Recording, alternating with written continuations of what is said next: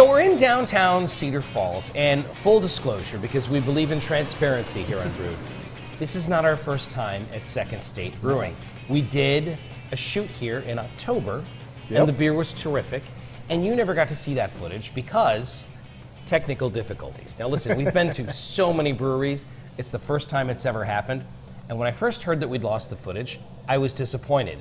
And then I thought, wait a minute, that means we'll have another opportunity to go to Second State Brewing in Cedar Falls. So, in a way, it's one of those happy accidents. There you go. Works out for the better eventually, right? So, Nick, you run the place. Tell us about Second State Brewing. We've been here for 2 years now. We just celebrated our 2-year anniversary, and so been going well. We've kind of appropriate for Second State Brewing. There you go. To be in their second year. You know, we get a lot of questions about why we call it Second State.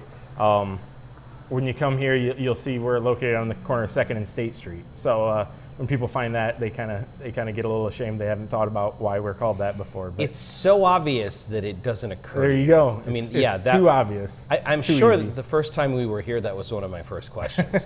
And I will say this about names. When you look at the list of beers that you have here, how many beers are on tap right now? We have 10 on tap. 10 on tap. And here's the thing about Second State. The names of the beers are not going to blow you away. The beer is going to blow you away. That's right. But the names, that's right. We just tell people, here's the style. That's right. Here's the style. Here's what it is. That's a conscious decision? It is. You know, as we get certain things moved out a little bit more, we'll start doing some other naming things. But one of my pet peeves in a lot of beer right now is you'll see a name or a description and it tells you absolutely nothing about what the beer is, what it's going to taste like, what it's supposed to be. We decided we're going to go completely the other way.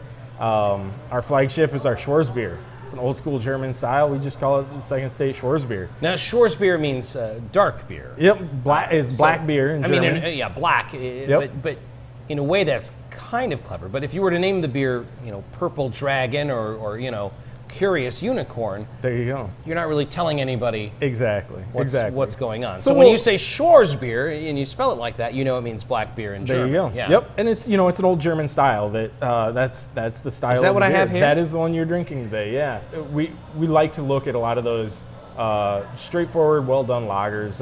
Is where my heart really lies in brewing, and so we've always got a couple of those on tap, something that way.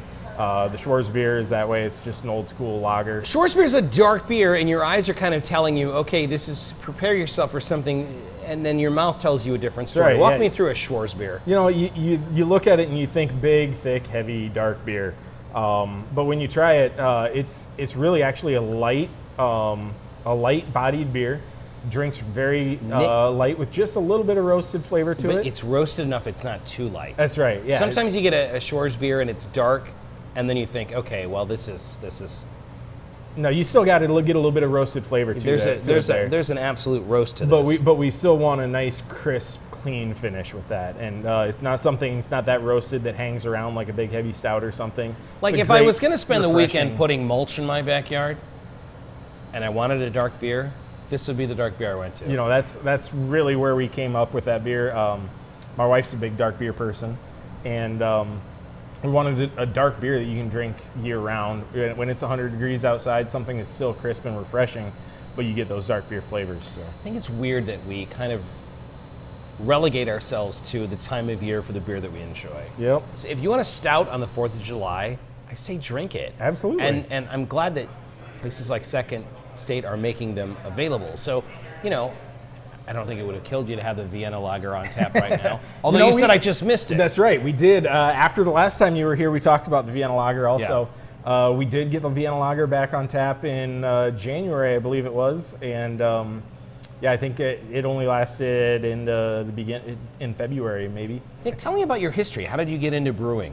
You know, I actually spent almost 15 years working in the agriculture industry before this. You can see that in some of the equipment behind us. Our mash tun and our hot liquor tank are actually both old milk tanks. Yeah, this mash tun, we've never seen anything like this. Yeah, it's Walk different. Me through what's going on here. This is never seen anything like this in all the breweries we've been to. It's an old flat top milk tank. Actually, it's the same size and style that my grandpa had at our farm when I was a kid. Okay. Bought this one actually in Cedar Falls here. Okay. Just west of town was our family farm. Local boy done good. That's right. There you go. But I got this one over by Dubuque, and because it reminded me a lot of my background, where I came from. So we were able to retrofit it with some sparge arms and some false bottom stuff to be able to work really well as a mash tun. Milk tanks they're insulated, food grade stainless steel tanks. And being in Iowa, we've got access to a lot of them, obviously. So, right.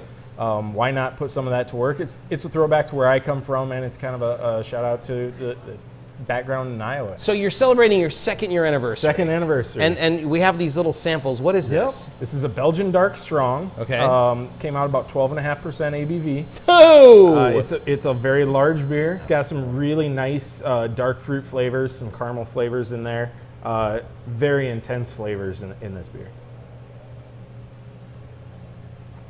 That was fantastic. Thank you. There's a lot going on in that one. Well, tell me what's going on there. What are the yeast strains and something like that? You know, we run an Abbey Ale yeast in there, Okay. but we run it cooler than you normally would with an Abbey yeast.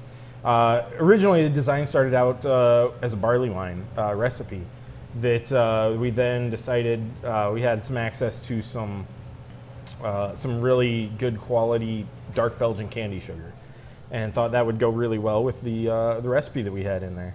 So we put that in and swapped from an American yeast over to this Belgian yeast, but we keep it fairly cool so you don't get those huge Belgian esters out of it. Right. You just get that hint of Belgian while still keeping it nice and clean.